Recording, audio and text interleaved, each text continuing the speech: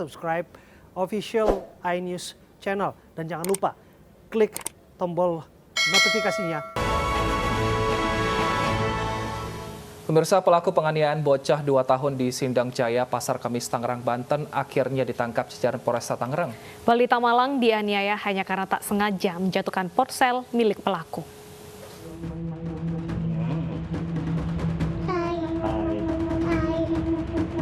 Inilah video penyiksaan terhadap balita 2 tahun yang dilakukan kekasih bibi korban. Penganiayaan dilakukan hanya karena korban tak sengaja menjatuhkan telepon genggam pelaku. Video ini pun viral di media sosial. Berbekal rekaman video viral, polisi berhasil menangkap pelaku. Dari pemeriksaan awal, pelaku tega menganiaya karena dipicu cekcok dengan bibi korban yang berujung emosi saat korban menjatuhkan ponsel pelaku. Kesel, HP dibanting, terus kadang saya sedang cekcok sama bibinya. Polisi memastikan pelaku sengaja merekam aksi penganiayaan dengan tujuan jika nanti korban menangis lagi, maka akan diperlihatkan video tersebut. Motif tersangka merekam aksi pemukulan atau penganiayaan tersebut adalah sebagai efek jerah. Jadi kalau nanti nangis lagi atau melempar handphone lagi, dipertunjukkanlah handphone itu, kemudian diadakan kegiatan pemukulan terhadap korban. Kini pelaku mendekam di tahanan Polresta Tangerang. Pelaku bakal dijerat Undang-Undang Perlindungan Anak dengan ancaman maksimal 15 tahun penjara. Dari Kabupaten Tangerang, Banten, Aimarani, iNews melaporkan. Pasangan suami istri menganiaya anaknya di Kalimanah Kulon, Purbalingga, Jawa Tengah. Ayah korban sudah ditangkap untuk diperiksa polisi.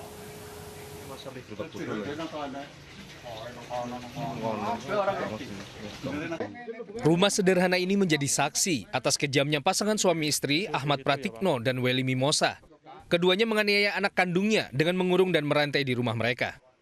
Tetangga yang mengetahui hal ini mengusir keduanya karena perbuatannya sudah tidak manusiawi.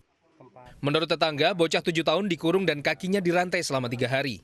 Banyak orang yang tahu lagi digebukin, itu sering gitu. Terus sering disuruh tidur di luar juga ya Pak? Sering. Kadang-kadang sering dilempar ke luar itu, sana digebuk, suruh disiram air, barang, suruh keluar gitu. Orang tuanya terlalu banget. Ayah korban sudah ditangkap dan diperiksa di Polres Purbalingga. Pihak kepolisian dan pemerintah desa juga akan mengadakan mediasi untuk menyelesaikan masalah secara kekeluargaan. Dari Purbalingga, Jawa Tengah, Catur Edi Purwanto, iNews melaporkan. Terkait penyekapan anak tersebut, kita sudah terhubung dengan Kepala Desa Kalimanah Kulon, Nur Cahyadi. Selamat siang Pak Nur Cahyadi. Selamat siang, Bu Delta. Baik, bagaimana hingga saat ini penanganan kasus ini Pak, sudah di tahap apa?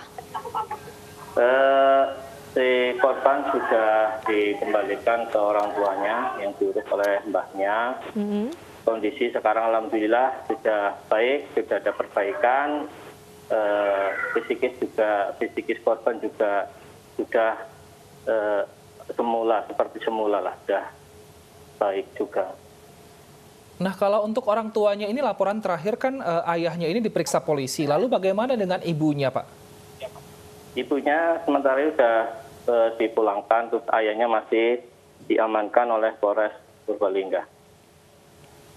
Baik, nah untuk kasus ini kan sebenarnya diketahui warga sudah cukup lama, namun warga takut melaporkan karena diancam langsung oleh orang tua ini. Nah, tapi bagaimana akhirnya warga melaporkan dan akhirnya memutuskan untuk bahkan mengusir kedua orang tua ini, Pak?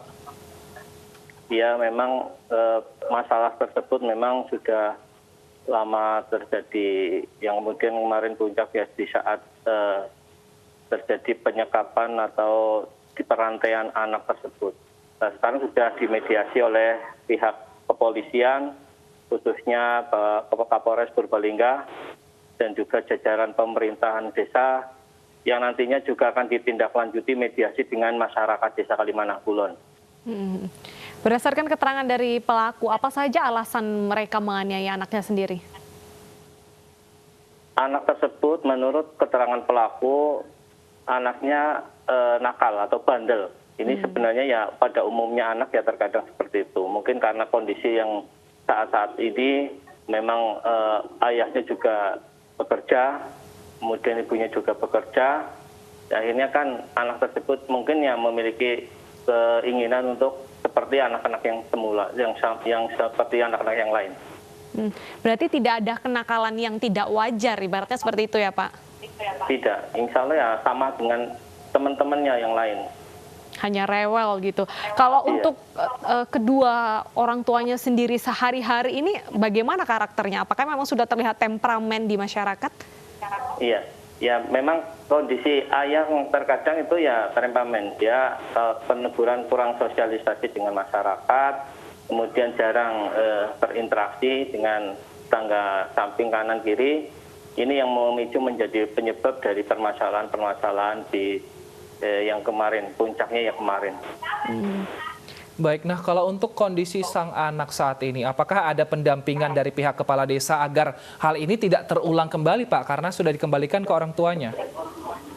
Ya, pendampingan dari kita tetap memantau anak-anak tersebut, karena posisinya anak juga masih sekolah di SD 1 Kalimantan Kulon. Kalau untuk orang tuanya sendiri, apakah ada sanksi? Sanksi dalam arti orang tua ibu apa ayah? Keduanya mungkin Pak? Iya. Kalau sanksi sosial jelas masyarakat merasa karena iba terhadap anak tersebut. Kalau sanksi hukum kita serahkan semuanya kepada aparat yang berwajib. Nah, apa jaminan mungkin dari pihak desa agar hal ini tidak terulang kembali, Pak? Karena informasi dari salah satu warga yang tadi diwawancara yang kami tayangkan juga, mereka ketika hal ini terjadi, anaknya dimarahin, warga takut untuk melaporkan karena takut diancam oleh kedua orang tua ini. Ya, memang kita ya berusaha untuk memberikan pembinaan Kamtibmas kepada masyarakat desa dan juga khususnya ya kepada semua pihak yang ada di wilayah Desa Kalimantan Kulon tersebut. Mungkin adakah pantauan rutin setiap berapa hari sekali ke rumah orang tua? Gimana Pak? Ada pantauan rutinkah untuk memastikan tidak ada penganiayaan lagi ke depannya? Ya, untuk sekarang ini kan anak sedang berada di tempatnya mbahnya. Jadi ini untuk mengantisipasi agar tidak terjadi gejolak di masyarakat, khususnya di desa kita, di Desa Kalimantan Kulon.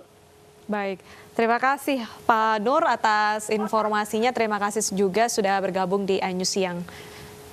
Kita ke informasi lainnya, pemirsa. Polisi membongkar praktek pemalsuan buku nikah di Cilincing, Jakarta. Dokumen palsu ini dijual seharga Rp3,5 juta per pasang.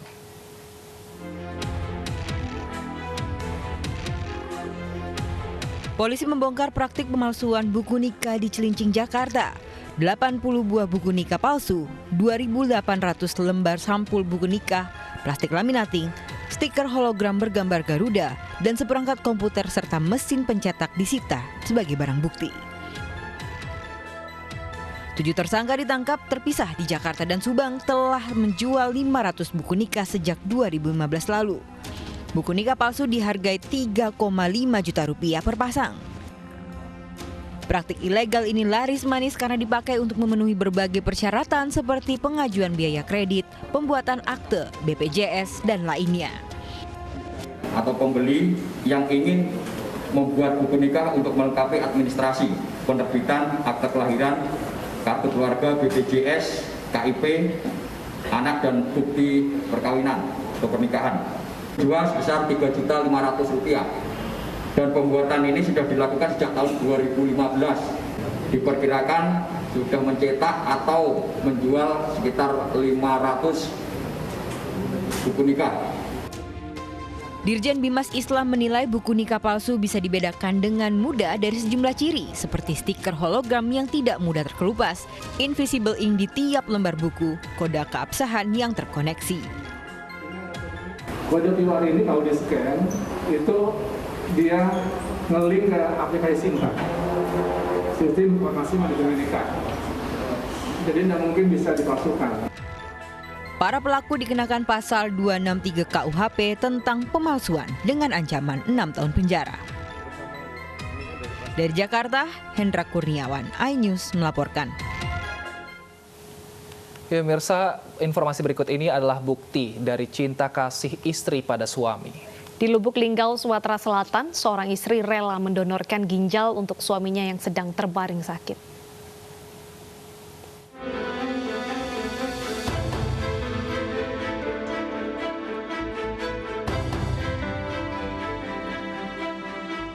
Kisah berbagi ginjal pasangan suami istri Dwi Ariyanti dan Renaldi Alamsyah menjadi perbincangan media sosial.